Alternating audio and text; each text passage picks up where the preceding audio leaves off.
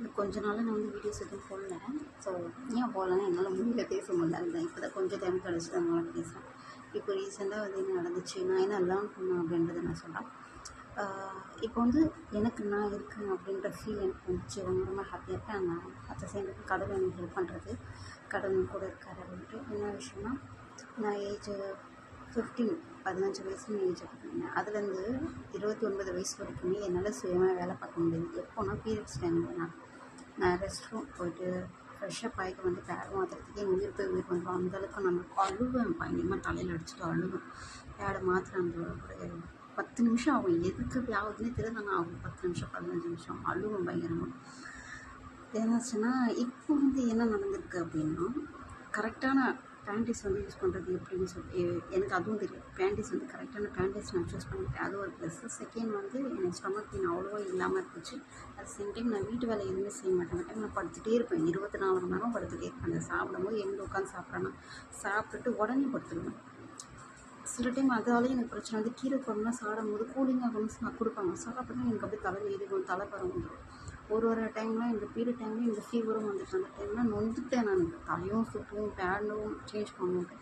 But இந்த time வந்து கொஞ்சம் ஈஸியாக இருந்துச்சு. கரெக்டாக வந்து சூஸ் பண்ணது கொஞ்சம் நல்லா இருந்துச்சு. அதுவும் ஒரு வாட்டி மிஸ்டேக் பண்ணேன். யாரும் மிஸ்டேக் பண்ணாமல் யாரும் நம்மளால் சரியான பாதையை சூஸ் பண்ணவே முடியாது, சரியான விஷயத்தை சூஸ் பண்ணவே முடியாது. அதுக்கு நான் தான் ஒரு எக்ஸாம்பிள்.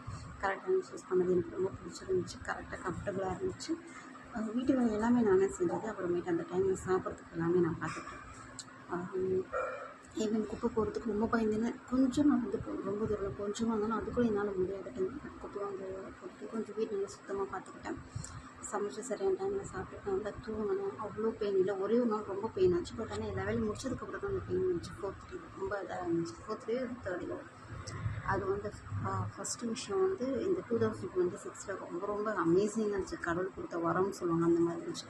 அண்ட் செகண்ட் வந்து ஃபீவர். நான் யோசிச்சிட்டே இருந்தேன், ஓகே பீரியடை கடந்துச்சு, இன்னொரு எமௌண்டும் நம்மளுக்கு வந்து ஃபீவர் டைமில் எப்படி பண்ணுவோம், அப்போ தலைவாரம் வருமே நீ எப்படி பார்த்துக்கன்னு நினச்சேன். ஆனால் அந்த டைம்லையும் வீட்டு வேலையை நான் பண்ணிக்கிட்டேன். பாத்திரம் வச்சு வீட்டு பெருக்கிறது, அதுக்கப்புறம் குக் பண்ணுறது, நானே சாப்பிட்டுக்கிறது.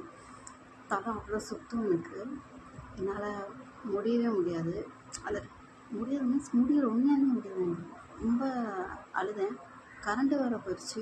எனக்கு அந்த டைம் வந்து ஸ்வெட் ஆகிறதுனால தான். ஆனால் அந்த டைம் அதனால் உட்கார முடியல. பயங்கர பெரிய டைம் அந்த மாதிரி இருந்துச்சு. பட் ஆனால் இதெல்லாமே நான் கடந்து வர்றதுக்கு நான் எதை நானே தேர்த்திக்கிட்டேன். என்ன செய்யணும், ஒரே ஒரு ஸ்லோவை வந்து சொல்லிட்டே இருந்தேன். நம்ம தான் பார்த்துக்கணும். அடுத்தவங்களாம் யாரும் வரமாட்டாங்க, அம்மா கூட வரமாட்டாங்க, யாரும் வரமாட்டாங்க. நீங்கள் தான் பார்த்துக்கணும். நீ தானே சொன்ன தனியாக இருக்குன்னு சொன்னல, சொந்த காலில் நிற்கணும்னு சொன்னால் அப்போ நீங்கள் பார்த்துக்கோ அப்படின்னு நான் சொன்னேன். அந்த ஸ்லோகத்தை சொல்லி அப்படியே நான் அப்படியே முடிஞ்சிருச்சு. இப்போது இந்த ஃபீவர் டைமும் அந்த தலைபாரம் வந்து மேக்ஸிமம் 10 days ஆகிடுச்சு. கரெக்டாக நேற்று சண்டே கூட இருந்துச்சு. போன வாரம் எனக்கு சாட்டர்டேலேருந்து ஸ்டார்ட் ஆச்சு. இந்த வாரம் சண்டே வர முடிஞ்சிச்சு. 7 8 ஆமாம், ஐ திங்க் ஸோ 7 8 9 days கிட்ட ஆகிடுச்சு. இன்றைக்கி கொஞ்சம் லைட்டாக இருக்கும். பட் நான் ஓகே கடந்து வந்துட்டேன். இதுக்கப்புறமேட்டு வர எல்லாத்தையும் தாங்கிக்கலாம், நம்மளால் முடியும், இது கடந்துட முடியும் சொல்லி என்ன நானே தேய்ச்சிட்டேன். ஸோ நான் என்ன சொல்ல வரேன்னா, நம்மளால் முடியாதுன்னு எதுவுமே இந்த உலகத்தில் இல்லை.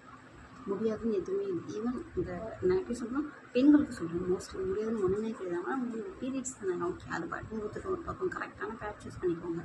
அந்த டைம் ஹெவி ஒர்க் போடாமல் கொஞ்சமாக மினிமலாக ஒர்க் பண்ணுங்க. யாரும் நம்பி இருக்காதுன்னு உங்களுக்கு வந்து பேரண்ட்ஸ் இருக்காங்க, கேர் பண்ணுறாங்கன்னா ஓகே, உங்களுக்கு பிரச்சனை இல்லை.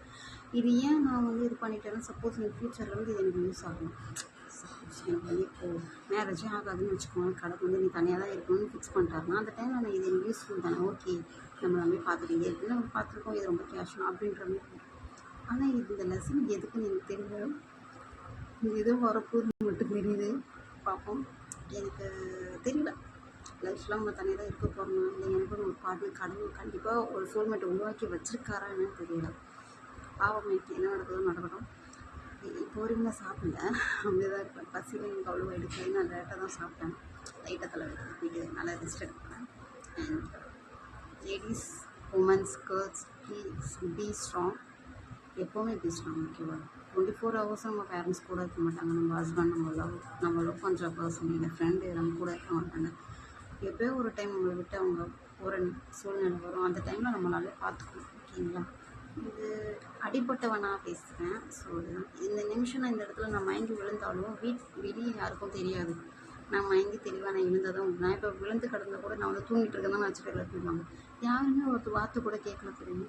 எனக்கு அது நினச்சி நான் ஃபீல் தான் பண்ணேன். வீட்டு பக்கத்தில் அவ்வளோ வீட்டு இருக்குது, எல்லாருமே சந்தோஷமாக இருக்காங்க. அப்போ நான் பொறாமப்படலை. நான் என்ன யோசிச்சேன்னா, இதுதான் லைஃப், இதுதான் லைஃப். இப்போயே நீ வந்து பழகிக்கோ. ஃப்யூச்சரில் நீ தனியாக போய் ஸ்டே பண்ணணும். இந்த இடத்த விட்டு வேறு இது வந்து தெரிஞ்சாலும் பழகின இடம். இந்த பழகின இடத்துலையும் நம்மளுக்கு வந்து யாருமே ஹெல்ப் பண்ணல. அப்போ பழகாத ஒரு புது இடத்துக்கு போகும்போது உன் லைஃப் எப்படி இருக்கும், அது நீ பார்த்துக்கணும் அப்படின்றது தோணுச்சு. நானே என் பேரண்ட்ஸ் கிட்ட சொல்லியுமே அவங்க வந்து ஹெல்ப் பண்ணேன். அது வந்து எனக்கு வருத்தமாலாம் இல்லை. அந்த டைமில் நான் என்ன ஃபீல் பண்ணணும், ஓகே இதாம்மா நம்ம லைஃப், இப்படி தான் இருக்கும், இதுக்கப்புறம் இப்படி தான் இருக்க போகுது, நல்லது. நீ தானே கேட்ட, எந்த சொன்ன உங்கள் அம்மா நீ ஹெல்ப் கேட்டுறவே கூடாதுன்னு நினச்சேன். இப்போ நீ கரெக்டாக இருக்க, ஓகே. பட் ஆனால் அவங்க ஹெல்ப் பண்ணுறாங்க, ஏன்னா பண விஷயத்தில் ஹெல்ப் பண்ணாங்க. பட் இந்த டைமில் பண விஷயத்தில் கூட அவங்களை ஹெல்ப் பண்ணக்கூடாது அப்படின்னு சொல்லிட்டு நான் வைராக்கியமாக கேட்டுகிட்டே இருந்தேன், ட்ரை பண்ணிட்டே இருந்தேன். அதே மாதிரி அவங்ககிட்ட ₹1 கூட நான் வாங்கலை. இந்த மந்த் வீட்டு வாடகை ₹1 கூட வாங்காமல் சம்பாரித்து மேனேஜ் பண்ணியாச்சு. இன்னும் கொஞ்சம் இருக்குது, கடன் இருக்குது, அந்த கடன்லாம் சரி பண்ணணும். அவங்க நிறைய ஹெல்ப் பண்ணியிருக்காங்க, அதெல்லாம் ஒரு கடன் தானே. அம்மாவாக இருந்தாலும் இது சொல்லுவோம், வயரும் வேறு தானே. ஸோ இந்த கடத்தெல்லாம் கொடுத்துட்டு அதுக்கப்புறம் தான் ஒரு ரிலேஷன்ஷிப்புக்குள்ளே போகணுன்ற ஒரு வைராக்கியத்தோடு இருக்கேன். ஏன்னா அவங்க வந்து நம்மளுக்கு கொடுக்கக்கூடாது, ஏன்னா நம்ம வாங்கின கடன் அவன் ஏன் கொடுக்கணும் அப்படின்றதுக்காக.